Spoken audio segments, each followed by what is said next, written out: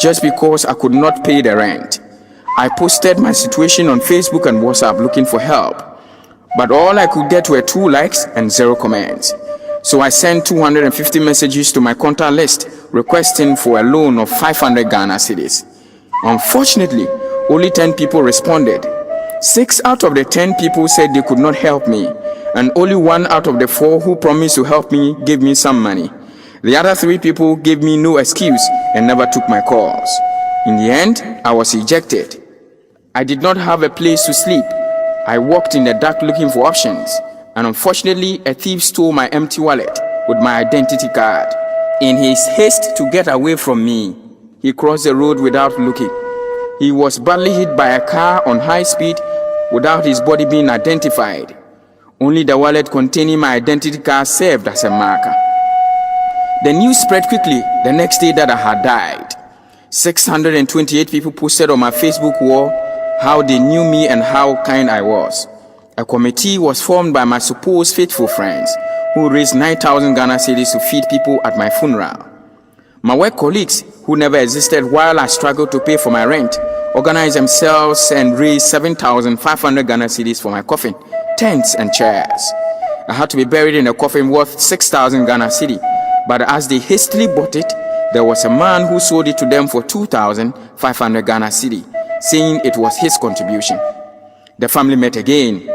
It was a rare opportunity for the family to meet again. For my funeral, the family contributed 2,500 Ghana cedis. Everybody wanted to volunteer to show that they were participating. They printed t-shirts and polos for more than 1,500 Ghana cedis.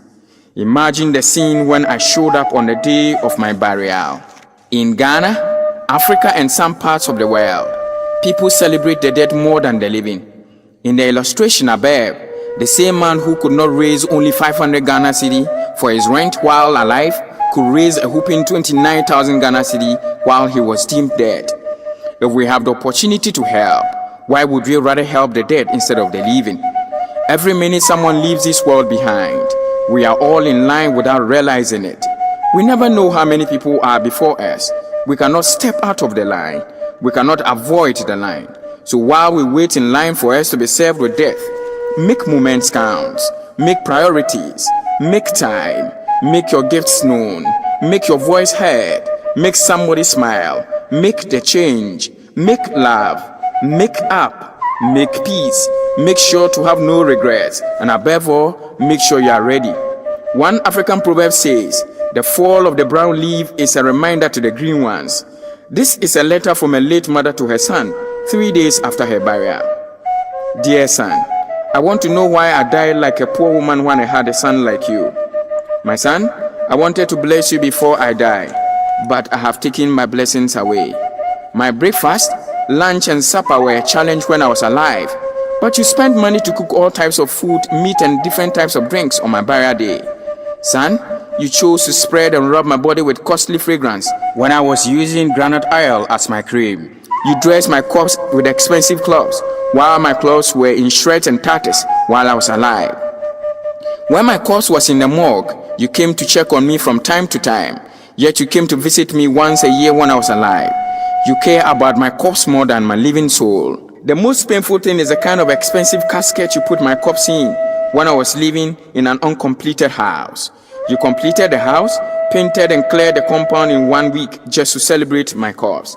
Now you wrote a tribute to me saying, "Mama, I love you so much. Rest in peace," when I died with a broken heart. We must appreciate people and invest in them while they breathe and walk the earth. We must not postpone our help till tomorrow.